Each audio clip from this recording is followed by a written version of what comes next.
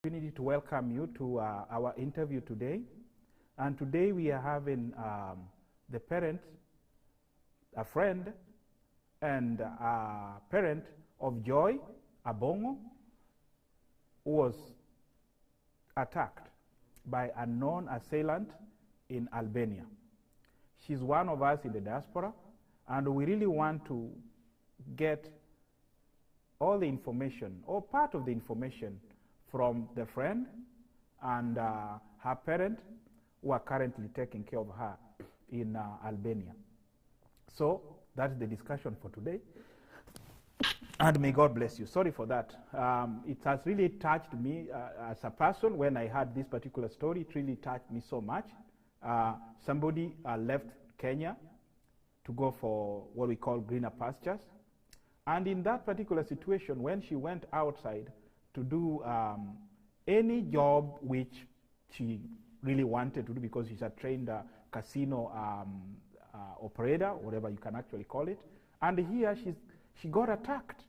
And right now she's in a coma. So without wasting a lot of time, let me bring the friend and the mother, who are right now sitting close to her in the hospital in a country in Europe called Albania. So let me bring them in. Let me usher them in. Hello, Mama Joy and a friend in Albania, Susie. How are you doing? Tuko sawa. We are fine. Karibu sana. Tukiongea na nyinyi namna hii, muko na Joy karibu na nyinyi hapo, si ndio? Ndio. Yes. Nashukuru sana. Jina yangu ni Engineer Omweri or Kebwato, whichever name we want actually to use. But definitely what I really want us to focus on, ama ile kitu nataka tuongelee juu yake sana sana, ni nini haswa ilifanyikia Joy. So Mama Joy, ebu tueleze kinaga ugaga. I'm not really very good in Swahili, but I'll try my level best actually to use Swahili. But can you really tell us exactly how you got the information that Joy was attacked? Ilikuwa Joy alikuja Albania Februari tarehe 14. So kama mtoto wangu last born, tunakuanga marafiki na tunaongea na yeye wakati mwingi, kila wakati.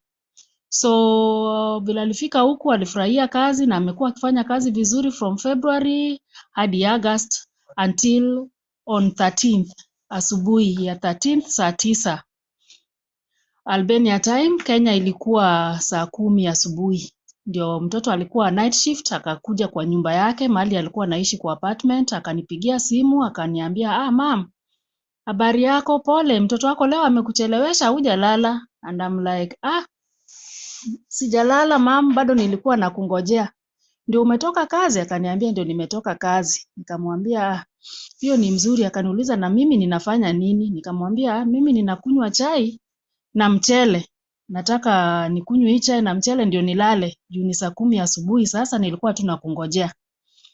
Kwa hivyo akaniambia, "Umefanya vizuri. Hata mimi nilikuwa na mchele na nyama yenye nilikuwa nimepika jana usiku. Acha nichemushe nikule kwanza. Kwa saa hii tayari vile nimeingia nilikuwa tu natoa night dress, nimetoa night dress ndio hii nimeweka hapa kwa kitanda, nataka kuoga na ni freshen up nilale." Nikamwambia, basi hiyo ni sawa." Akaniambia, "Hata umenibadilishia mipango, sasa wacha nikule kwanza ndio niende nioge." Sasa hapo nikamuuliza, "Na mbona chakula yako iko aje?" Akaniambia, "Hii chakula yangu ni tamu, hata usingizi ikikuja sasa naweza lala." Hiyo ndio ilikuwa text ya mwisho ya mtoto. Akaniandikia, "Chakula yangu ni tamu na hata usingizi ikifika naweza ikinishika sasa ninaweza lala." Sasa mimi ninaendelea kumuongelesha nikimuuliza habari ya hii chakula yake na mambo ya kazi, hajibu. Sasa mimi niko tu peke yangu, nikasema huyu mtoto labda ameshikwa na usingizi. Saa hizo hata akili yangu haikuwa inafikiria maneno na kitu mbaya, juu mtoto ako safe, ameshatoka kazi, ako safe, amenipigia, ako kwa nyumba, ako sawa. Sasa kufika asubuhi, mimi niliamka asubuhi saa 5 ya Kenya. Kuangalia simu, mtoto hajaongea. Nikashindwa na huyu mtoto. kwani amelala aje? Mpaka saa hii haja niongelesha, si kawaida yake. Nikamtext, mtoto hakujibu. Kufika saa 8 mimi nikauliza wenzake, mumeongea na Joy kweli? Mbona si kawaida ya Joy kukosa kuniongelesha? Wanaanza kufikiria mimi ninampenda sana, ndio kwa sababu mimi niko na wasiwasi. Sasa ndugu yake hata ananiambia, mam, wachana na Joy, labda ameenda kazi ama ndiye anajipanga ama ako na mambo yake, wewe acha mtoto atakuongelesha akipata nafasi. Lakini wakati hiyo Saturday tarehe 14 tayari hiyo uoga inaniingia, lakini roho yangu haiombi mabaya, haitarajii mabaya. I don't expect anything wrong like this. So sina hiyo uoga sana, niko tu na ile uoga tu, ninasikia tu mwili si kawaida. Jumapili, sasa nayo hiyo uoga ikanishika kabisa, nikashindwa, kitu mbaya labda imefanyikia mtoto, hapana. But hakuna kitu yenye ningefanya, bado ni kungojea, sababu saa hiyo sasa hata ukimpigia simu haiendi, hiyo line yake inaitwa nini, WhatsApp, sasa pia haishiki. Nikashindwa sasa, huyu ajibu na aionyeshi kama hata ako on ama yuko on. Sunday ikapita. Monday tarehe 15 jioni saa 11:30 ndio sasa mimi nikapata simu message kwa WhatsApp. Sisi ni HR, mimi nakuandikia message kutoka kwa HR office, from this casino where your daughter works. We wish to inform you that your daughter had an accident and is in ICU. She can not talk to you at the moment, but they are taking good care of her. We will, if you have any inquiry, you can contact us. Mimi nikashtuka, nikashindwa na mtoto mwenye niliongea na yeye, sababu saa hiyo immediately nikasema kitu imefanyikia mtoto wangu Saturday. Mtoto wangu mimi nilimuongelesha vizuri Saturday, na tangu Saturday ndio mtoto amepotea. So hizo maswali zote zinaniingia, najaribu kuwauliza hizo maswali, hawanijibu. Wakaniambia hata hawa hawajui chenye ilifanyikia mtoto, but they have done their best. Mtoto ako kwa hospitali. Wakaniambia niulize kazini yake mwingine pia ako hapa, anaitwa Karo. Wakaniambia unaweza uliza huyo Karo kama ako na more information. Karo pia naye kumtafuta, alikuwa amebadilisha namba kitambo nimpate nianze kuuliza story ya mtoto, muda ilikuwa imeenda. So ikabidi nivumilie. Baadaye sasa ndio nikauliza vile ninaweza kukuja kuona mtoto, na kabla ya hapo sasa nikakuja kupata sasa Karo on Tuesday. On Tuesday ndio nilikuja kupata Karo sasa kwa simu, that is 16th. So kupata Karo kwa simu sasa ndio wakanielezea vile mtoto ameumia. Pia wanahangaika tu hapa kwa hospitali baada hawajamuona, but kulingana na wenye walikuwa at the scene of crime, vile amepatikana hali yake iko. Kwa hivyo hiyo tu ndio ninaweza sema kuhusu hadi Joy vile aliumia, yenye ninajua mpaka kufika hospitali. Sasa kuanzia hapo kampuni waliniambia naweza kutengeneza maneno ya visa, kusaidiwa na Lavi mwenye alikutana na mtoto akaanza kushughulika pia na mimi na kunisaidia juu yeye anajua hii nchi. Akiongea na kampuni walinisaidia mpaka Lavi akashughulika maneno ya visa, nikapata visa, ndio kampuni wakacoordinate na Lavi, ndio nikakuja hapa. Sasa after 1 month ndio mimi nilikuja Albania. Nilifika Albania tarehe 12 ya Septemba, mchana saa 7:30 hapo. So nikaingia, kitu ya kwanza nilipelekwa tu hapa kwa hospitali direct niende nione mtoto kwa ICU. Nilikuanga tu nasikia sijui Kufika yangu hapa hata sikia uzuri ya ndege ama ati safari ya ndege. Akili yangu yote ilikuwa tu ninafikiria tu mtoto wangu. Kwa hivyo kufika hospitali nikapata mtoto wako kwa ventilator. Hiyo ICU amewekwa kwa hiyo ventilator, hiyo mashini kubwa.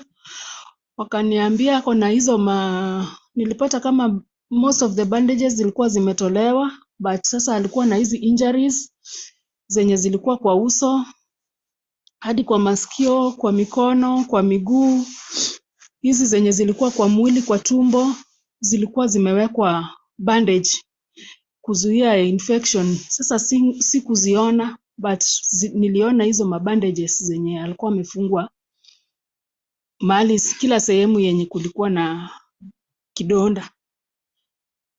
So kuongea na daktari, wakaniexplainia vile hiyo mashini iko, wakaniambia mtoto wako hali mbaya.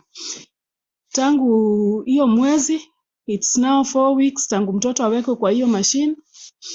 Hana nguvu ya kupumua peke yake. Kwa hivyo wanategemea tu hiyo mashini imemsupport kupumua hadi ile siku yenye atapata nguvu aweze kupumua peke yake, kwa sababu wakati aliingia hospitali walimfanyia hizo MRI, picha ya ubongo na scan zote. So waliona vilako weak, wakamweka kwa mashini ya kumsupport ndio asitumie nguvu yake, ndio wasave energy ya mtoto. Sasa walikuwa wanamdunga dawa ya kulala. Ikafika mahali sasa wakatoa hiyo dawa ya kulala, but Joy bado hakuamka, hata yeye mwenyewe peke yake hakuamka, alilemewa.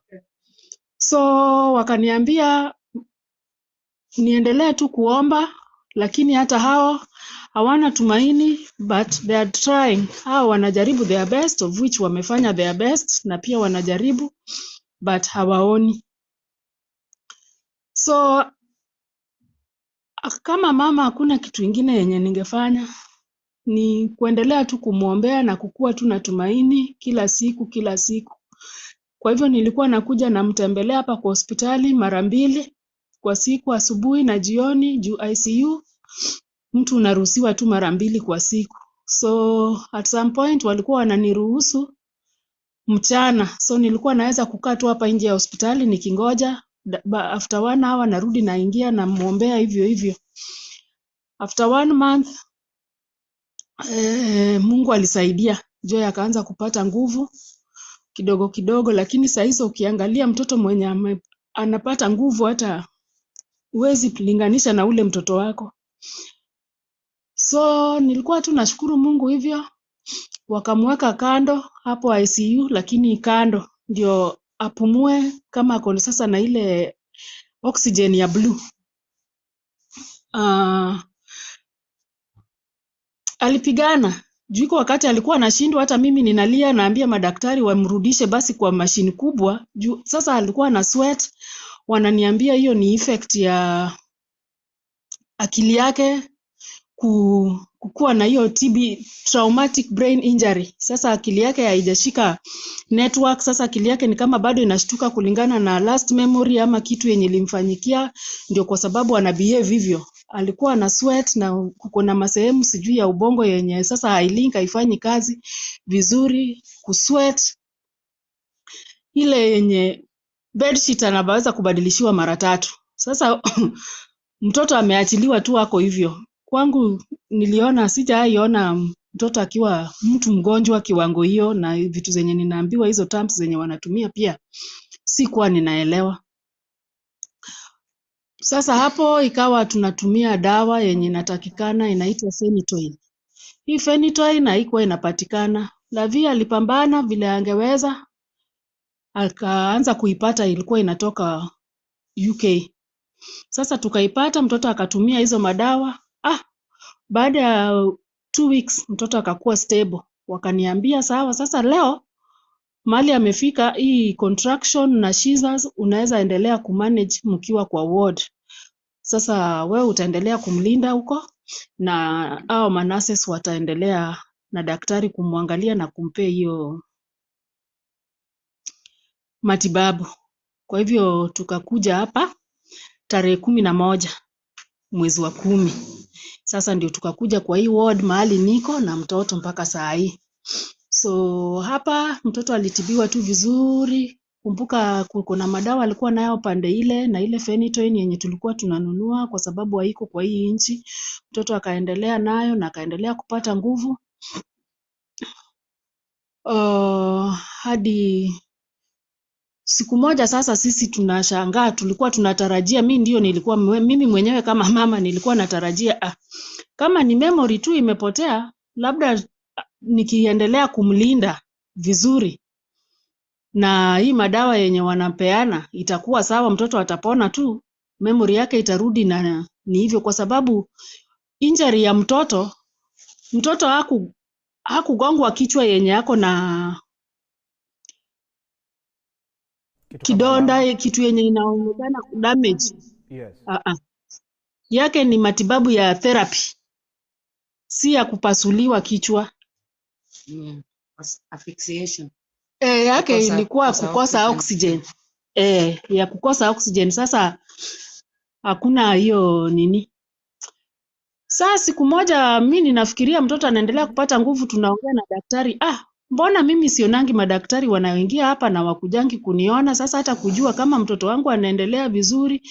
Kumbuka Albania pia tuko na shida ya language barrier. Na iko hiyo language barrier mpaka kwa daktari. Daktari anatibu mtoto lakini hamwezi ongea. Kwa sababu yeye anaongea Albania, mimi naongea Kizungu. Sasa siku moja mimi nikaambia Lavi, sababu hapa wanapeana pesa hongo. Kaambia Lavi, mimi huyu daktari siwezi ongea na yeye nifike hata mahali ya kumpea hiyo hongo. Hebu ongea na yeye usikie. Mtoto wetu ni what are we expecting? Tunatarajia nini? Juu mimi sijakuwa siongeleshwi, siambiwi ninatarajia hii, mtoto ninamlinda vizuri, simlindi. Hii complication yote sijui, at least to explainiwe imefikia wapi. Hapo ndio tena sasa Lavia akamalizana na daktari akakuja na ujumbe hata worse. Sababu sasa huyo daktari alisema unfortunately Joy ameshatibiwa kiwango ya matibabu yote ya hii hospitali na wamefika mwisho, hata wameshafunga file ya mtoto. Mimi ningekuwa Mwalbania, ningekuwa nimeshaambiwa niende kwa nyumbani na mtoto nimlindie tu huko mpaka siku yenye akili yake itaamka, kwa sababu akili yake imekufa, akili yake imelala, iko dead, sijui iko dead, iko. That guy he was just not a nice guy. The way he explained it was horrible. And basically what he said was that they can't treat her here anymore. They've done everything. We should just move Joy. So we asked him, what's going on? What should we do? And he said that Joy needs a neurological medical facility. Because she was asphyxiated, and here in Albania there is no such facility, and she needs to be moved in another country. Otherwise, for now, you're just chilling in the hospital. There is not much more they can do because Joy's wounds have healed. Of course, they had told us before that Joy needs more physiotherapy than what the hospital can offer. So what we did then is we started to pay for physiotherapy privately on top of what the hospital could offer, sababu hao watu wa hospitali hapa wanakuja wananiambia Joy ana 37.1 fever, hawezi kumpatia physio that day. 31.7 fever for anybody who has a kid, it's nothing. So ama wanakuja dakika 5 wanaenda. So we started to pay for the physio. We thought it's going good, we're just waiting, and then they said that yes, she can wake up, but not here because in another hospital they would use, I don't know, electromagnet, whatever, and help her to wake up. And basically at the moment it's more or less where we are. Joy is still getting physiotherapy. We stopped giving her hospital food, so we have volunteers who cook and bring food for Joy that is blended, because she's still using a nose tube to eat. She cannot eat by herself. She is off the ventilator basically, and now she's using a trachea. She's breathing through a trachea. We do hope that she can get some kind of operation to shift the nose tube to the stomach, which is, we've been told, is much more healthier. And sorry to have interrupted you, Mama Joy, but you got stuck. You're perfectly doing fine. You're perfectly doing fine. Go ahead. Yes. Yeah. So yeah, basically that's where we are at. My story is obviously slightly different from Mama Joy's. A pastor friend of mine came and told me that there is a girl from Ghana who has been attacked. Actually, the initial story I was told was there was a girl from Ghana who has been gang raped and needs blood. So me, I just came to give blood. It's when I got here that I discovered that A, she's Kenyan, and two, we don't have information on the gang rape at the time. And I thought I was the only Kenyan in this country, only to discover that there are others working in the casino. So anyway, on discovering Joy is Kenyan, but I'm not sure that would have made much difference. I started to visit her in the hospital every day, and one of the girls she worked with, opened a WhatsApp group and put me in it and Mama Joy in it. So I was just updating the group every day that I went to the hospital. When I first saw Joy, I spoke to the doctors that day, and that would have been, I think, the 17th, because I was informed on a Monday. I came on Tuesday to give blood. I was told they have enough blood for that day, so come back the next day. I came back the next day, and the next day I insisted I want to see the girl. So after much struggle, kupelekwa hapa na pale, actually I threatened them with police. I said, if she's missing, kama yuko hosi and she's missing, sasa niite police. And then I was shown Joy, and then I spoke to the doctors, who then told me that she would not survive that night. Told me only her age has kept her alive so far, but she's not going to make it through the night. They said, leave your number, we'll call you when she goes. So I went home and hoped that the phone wouldn't ring, because they told me if she's fine, we won't call. You'll just find her in the morning. So that's how we went for a while.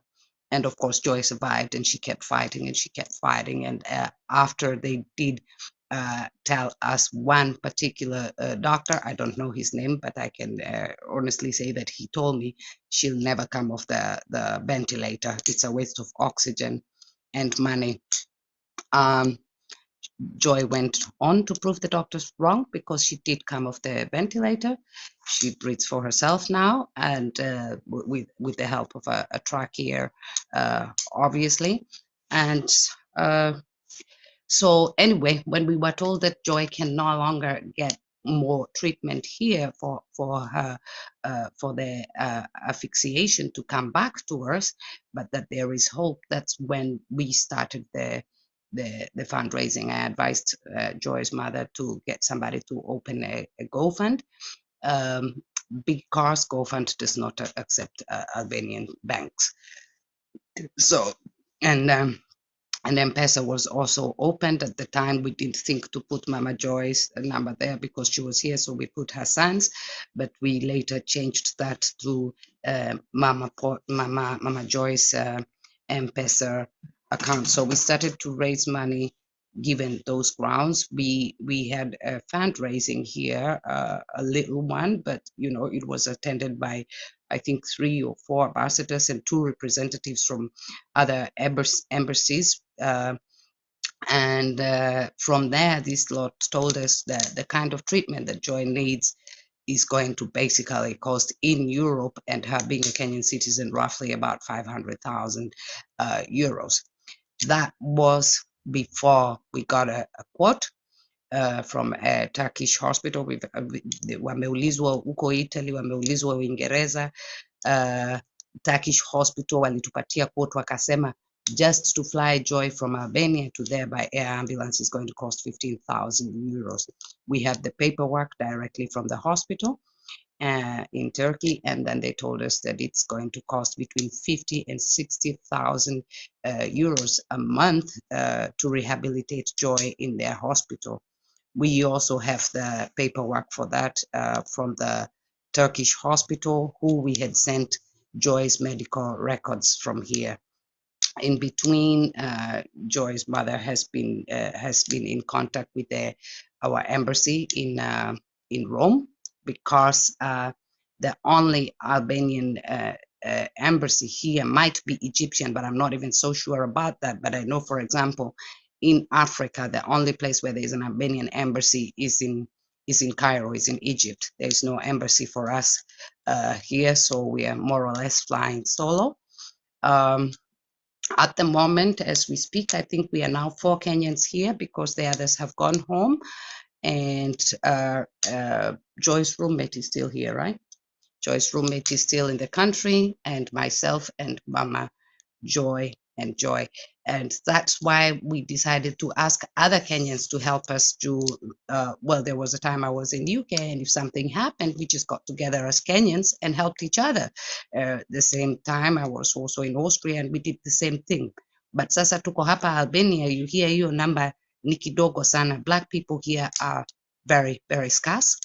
I came here in 2010, and I stayed right in the city center, and I stayed 6 months without seeing a single Black person, Namacho, one person, none. And so we are very few in number, and that's why we are asking for help from our fellow Kenyans worldwide, because this is not something we can do alone. Joy is 22 years old. She has her life ahead of her. I'm the other side of 50. From here is possibly downhill, but for her, life is ahead. So we are asking anybody at all who can do anything to help this situation, to financially, or with prayer, or even just sending a text, just to of comfort, would be very helpful. The situation was actually reported to the police immediately. They were in the first responders, and of course the ambulance. Joy went to a hospital called Nene Teresa Hospital in Tirana. That was the first place she was admitted, but it was too serious for them to treat, so they sent her to the hospital we are in now, which is the trauma hospital in Tirana. To date, we have no information on the admitting hospital, Nene Teresa Hospital. Translated, it means Mother Teresa Hospital. To date, we have no information on that. We have also not been updated by the police. There was in October, I think somewhere around end of October, beginning of October, there was a lot of a media frenzy, is what I would call, because the story then hit the news, and there was a media frenzy, November, and there was a media frenzy of people trying to get interviews, even some people just taking a headline and writing their own stories. So, and then that's when, to my knowledge, the police came to the hospital, and they wanted to take her fingerprints and DNA. But more than that, to tell you the truth, I personally cannot attest to, except what the investigative journalists put out on television, which is sometimes difficult for us to follow as foreigners, because it's all in Albanian. So let me ask you a question here. Have the police come and spoken to you guys, or to the mother in the hospital there, or anywhere in your apartment where you are living? For the length of time I was in hospital, the police didn't speak to me, but we did go to the police station together with Mama Joy. The first week she was here. And from that particular conversation, I got nothing, but Mama Joy did go with them to the crime scene. You can say what they explained to you. And Joy's injuries, by the way, she had broken ribs, both pelvic bones were broken. She had an injury on her stomach, an injury on her back, injuries on her leg, injuries on her arms. And when I asked the doctors what happened to her, They said she could have fallen from high up, but we don't know. You have to ask the police. At this stage in life, I had no chance to ask the police anything because I'm not a relative. And I had already lied to the doctors that I'm the cousin in order to get information to pass on to Joy's mama. So yeah, Mama Joy was taken to the crime scene, and I don't know what happened after that. I think it's better she tells it. After 1 week, I was taken now to the police station. Sasa hapo kwa police station wakaniambia vile wameshafanya uchunguzi yao wakamaliza. Kwa hivyo sasa mimi vile nimekuja niwaelezee nina suspect nani mwenye anaweza kuwa ako na ubaya na mtoto wangu ama makasiriko na mtoto mwenye anaweza kuwa mwenye anaweza kutaka kumfanyia hivyo. So mimi niliwaambia story yenye mtoto wangu ameniambia, wasiwasi yenye alikuwa nayo, nikawaexplainia.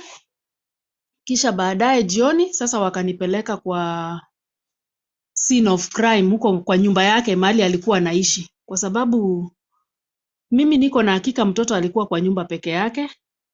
Na sasa hiyo jioni wakanipeleka kwa nyumba. Kwa hivyo kwenda kwa nyumba, ukweli kwa bedroom yake, ile chakula yenye alikuwa anakula saa zile tulikuwa tunaongea kwa simu ndio ilikuwa hapo kwa kitanda. Hiyo sahani chakula imetapakaa, fork iko kivyake, plate iko kivyake, rice and whatever was inside the plate iko scattered on the bed. Simu yake unaona tu vile imevurutwa kwa plug, kwa socket, ni kama iling'olewa, ni kama alijivuruta juu, ni kama at that time alikuwa na hiyo simu bado tukiongea na yeye.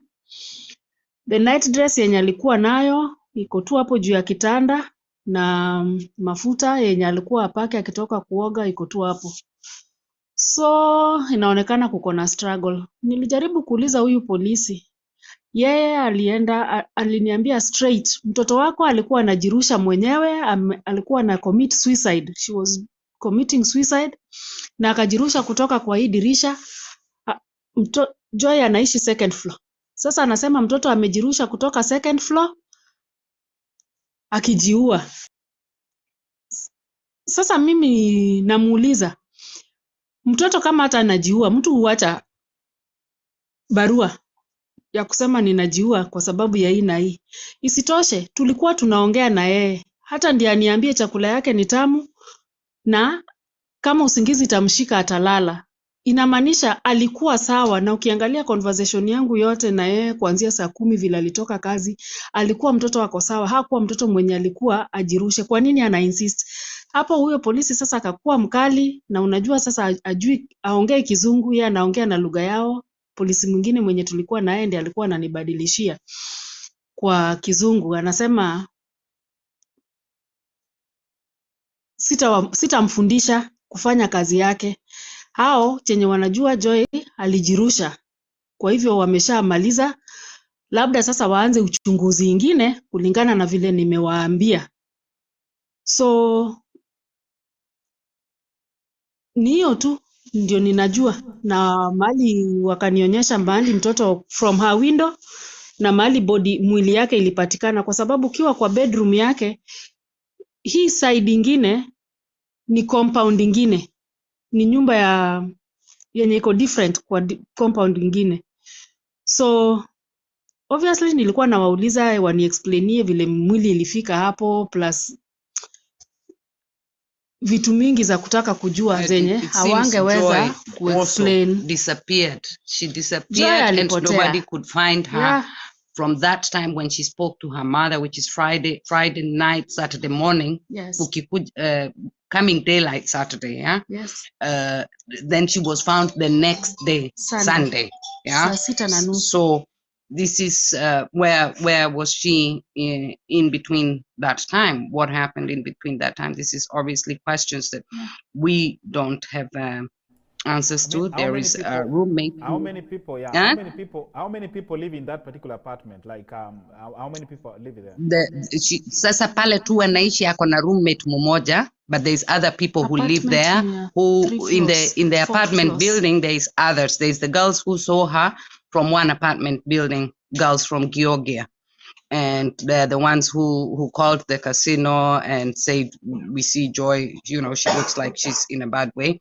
The roommate, I met her when we were moving Joy's things, but before that I never met her. She never came to the hospital ever. And some ladies that Mama Joy wanted to talk to who worked there said they cannot speak to her. I think it's those girls who found her. They said they cannot speak to Mama Joy without the manager of the casino present. Okay, let me interrupt a little bit, my dear sister. Now, when the roommate, I mean, it's a little bit suspicious that the roommate did not, I mean, is not even coming to visit Joy in the hospital. So what does he really know? Has the police contacted her, talked to her, and asked a few questions here and there? Yes, the police has, I understand that police has called her because the first time she gave different a statement. The first time aliitwa mara ya kwanza, siku ya kwanza. Sasa yeye ndiye alienda kuripoti. Kumbuka wanaishi na Joy watu wawili kwa nyumba. Sasa Joy akitoka kwa kazi saa 9 alikuwa anamwambia kwa heri. Kwa hivyo yeye alibaki kwa kazi, Joy akaingia kwa nyumba. Yeye wakati alikuja kwa nyumba saa 1 akapata kitanda iko imetapakaa chakula na kila kitu. Alienda alilala. Mimi aliniambia yeye alilala, hakushughulika kujua mbona kitanda imetapakaa, chakula iko all over, imemwagika ama tinini. Alilala, na vile alilala aliamshwa na simu saa 8:30.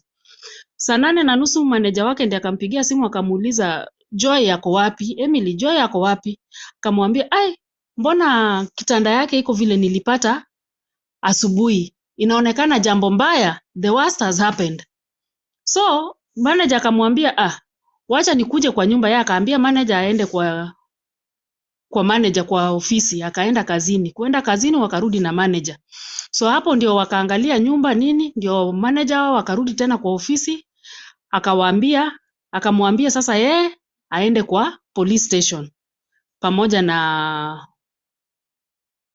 mwenzake, waende police station ndio wa report. So wakati alienda mara ya kwanza, mimi ninaambiwa tu na journalist aliandika statement tofauti. So thereafter tena ameitwa, iko wasichana wa Kenya pia walikuwa hapa wawili, wameacha kazi wamerudi nyumbani. Kwa hivyo wakati hao wasichana waliitwa, ilibidi tena huyu roommate aitwe. Akaitwa tena akapeana statement. So which country? Lakini mimi is she also a Kenyan or what? Is she also a Kenyan or what? She's a Kenyan. Emily is a Kenyan. The roommate is a Kenyan. She's a Kenyan. She went and slept knowing that yes. Joy, I mean, when she found out that Joy was not in the house and the bed was, she never said anything till the next day. So the manager came in to ask where is Joy. That is when she said, oh, she's not seeing Joy. This Saturday, Joy was to report at work at 2 afternoon to saa 8 mchana. So Emily alipigiwa simu Saturday saa 8 mchana, saa 8:30 mchana. Joy hajaingia kwa kazi. Kwa hivyo ilianzia Emily naye aliingia kwa nyumba saa 1 mpaka saa 8:30. Yeye alilala mpaka saa 8:30. Anasema simu ya manager ndio ilimuamsha kwa usingizi. Kwa hivyo Saturday, the same Saturday alienda kwa saa 8. So alienda wanafanya night shift ya walikuwa nabadilishana, huyu anaenda mchana na huyu anaenda night.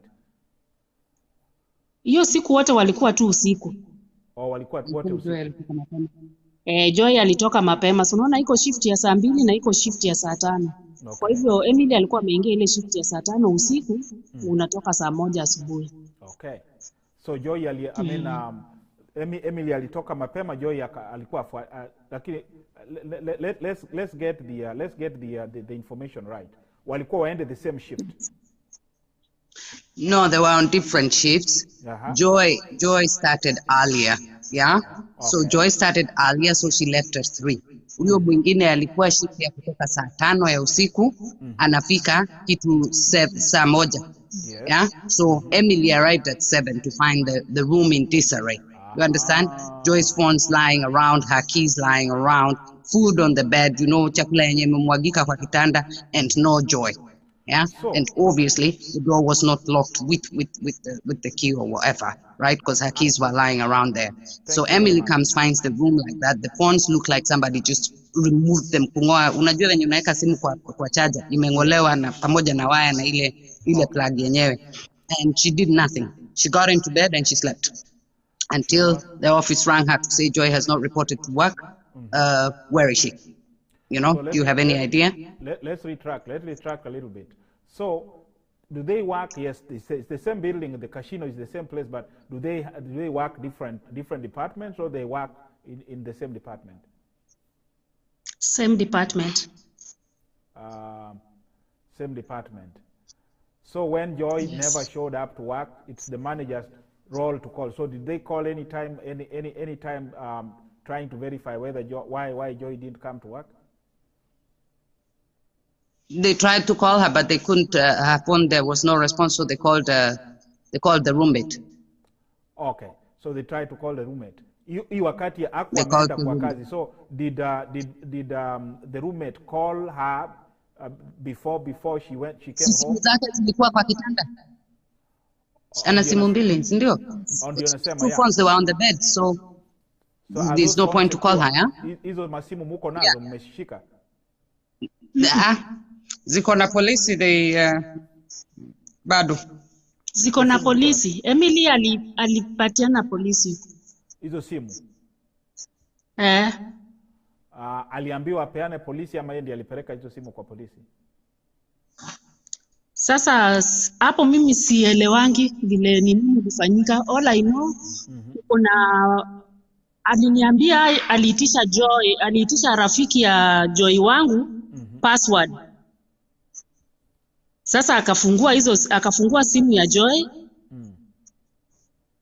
But sasa mi zaidi ya hapo namuulizanga, ulifungua simu ya Joy ulikuwa unataka nini? Ati polisi walikuwa wanamuitisha password na sijaelewa vile ilikuwa ndiye apatie polisi hizo simu. So hizo simu mlipoenda wewe ulipo demand kwa polisi ulisiona hizo simu ama hukuziona? Walikuonyesha? Mimi sijaziona. Bado sijaziona. Okay. Thank you so much. So let me ask a question to our other friend. You said your name is what? Yeah. Is who, my friend? Your name is? My name is Sue Lavi, but I have a different Facebook name, Linda, which is just an artist name, more or less. Don't worry about that. So let's use Lavi. Ulipo at least sahi wewe unaweza kuongea Kialbania kidogo. At least you can have some words in Albanian. So when you found one of the policemen, or when you were discussing with the detective, what did he tell you? To me, really nothing. Information Mama Joy anasema aliambiwa aliruka, they said after I had left. Oh, after you had left. Yeah. Okay. Yeah. Personally, when you talk to the roommate, what does he tell you? Because roommate mimi nilimuona about 2 months, 1.5 months later, ndio tuliambiwa ati vitu za Joy zihame kwenye Joy alikuwa anaishi, zipelekwa apartment ya mama Joy, kwenye mama Joy alikuwa anaishi. So that's when we went to park, the roommate was there, but I had asked about the roommate. I said, where is the roommate? Why is she not coming to the hospital? Can she tell us something? I was told roommate amesema hawezi kwenda hosi sababu she's traumatized. Sasa nikauliza trauma inatoka wapi? Sababu si yeye alipata Joy. Joy was found and taken to the hospital. So she never saw Joy in that condition. So me personally, for me, maybe people react differently, but for me personally, pengine nikiona Joy in that situation pale ako akinyeshewa na nini, then maybe I would have trauma. So mimi have trauma personally, I don't understand, but she never came to the hospital and I never met her until we went to move Joy's things from the apartment, and we were told that she has to be there because she has to move her things also. But when we went to move, It turns out she moved out the day after it happened, or round about there, because yeye ile kitu alichukua kwa hiyo nyumba was only a pair of sunglasses, ndio alisema ni yake. Everything else was Joy's. So she had moved out way before. Wow. So the other question is, ni ngumu kidogo kwa sababu kama sasa polisi never secured the crime scene or her apartment, at least wachukue some of her documents, because she definitely if passport tulipata chini ya kitanda tukihama. Chini ya kitanda na computer ilikuwa kwa meza. Computer ilikuwa kwa meza. So sasa for example kama crime scene ilikuwa kwa nyumba na policemen didn't actually take time kujaribu kusecure that crime scene, at least wachukue part of the documents, not only the document but at least hata manguo ile alikuwa amevaa and all that. So that one is a little bit a difficult situation. So have you tried to contact the ambassador? You said we don't have ambassador in Albania. We don't have a Kenyan ambassador in Albania? Or a consulate? No. Okay. Nothing. No. Huh? Bole ambassador, the closest to us, who represents the people, the Kenyans in Albania, which we are, negligible, I think would be in Italy. You can imagine, I've been here 12 years, and within that time there was a Kenyan who worked here, and then there was a footballer who stayed 4 months akaenda, kukakuwa na footballer mwingine alikaa sijui 6 months akaenda, and then there was just me. I'm also not a Kenyan citizen, so although I'm from Kenya, so I think they didn't find the necessity, maybe, I don't know. Naongeanga na consular Italy. Okay, unaongea na consular Italy. Which what help have they really offered to you, ama ni nini wamekusaidia kufuatana na hii kesi? Walishaongea na kampuni, alafu tena wakaongea na polisi, wakaongea na lawyer. So have you met the lawyer? Mi lawyer nishakutana na yeye mara mbili, but hajapata information ya kuniambia. Sasa ndio ninaambia Italy wanamfuatilia. Hata saa hii tuliongea, wakaniambia sababu ya ndio wamefungua kazi, watafuatilia sasa tena on Monday. Thank you so much. So kwa sababu ya wakati, we'll definitely have to maybe summarize 1, 2 or 3 things before our sister Lavi aondoke. So I would love her to come on air, at least aseme mawili matatu, request the diaspora, tunashare na wao this information, tuone how we can really come together and help our sister Joy. But we really need people on the ground. We really need some support to ensure that justice is actually done for Joy, because it's really very painful for her to be in this particular situation. The mother, I know very well, umetoka shughuli zako Kenya kukuja kuishi inchi ngeni, una kazi hapo. So Dada Lavi, go ahead please. Joy improve. Mimi ukiniuliza, okay, from the time I was told she would not make it, naweza kusema improve sana, and kutoka tuanze kumpatia chakula ya kupikwa nyumbani, not the chakula ya hapa ya hospitali ni mbovu kuliko ya boarding, kama iko mtu alienda boarding. Improve weight yake, ameongeza weight kidogo. She was quite skeletal for a while there, lakini weight yake improve. Mikono inaendelea kuimprove na miguu, because they had been affected so much because she was having seizures, due to the brain lack of oxygen. She was having a lot of seizures. She's no longer having those seizures. Na physiotherapy anapata 2 times a day, sometimes 3 times a day. Inamsaidia sana kuanza ku stretch the fingers. We were able to put her on a wheelchair a little bit. One leg still doesn't stretch properly, but with physio, it's improving every day. She looks much better than the girl I saw in August. So I think we are on the right track, and the wounds in the stomach and her hands and the back, these are wounds that have healed already. Even she had a wound on her face. This has also healed. We're just now using scar cream to try to reduce the scarring that was on her face. Basically, she is good, and I think you can see her. Yeah, you can see her if you like. Now what she Sure, needs go is ahead. just Go ahead. rehabilitation. Go ahead. Just show You are mke. Sure, just perfectly okay. Just Yeah, because she's unresponsive, so to speak. When you see her, she looks like she's just chilling, but she's unresponsive. She can respond to commands. You cannot tell her songesha macho hivi ama whatever, or move your hand. She does move, so we know she's not paralyzed.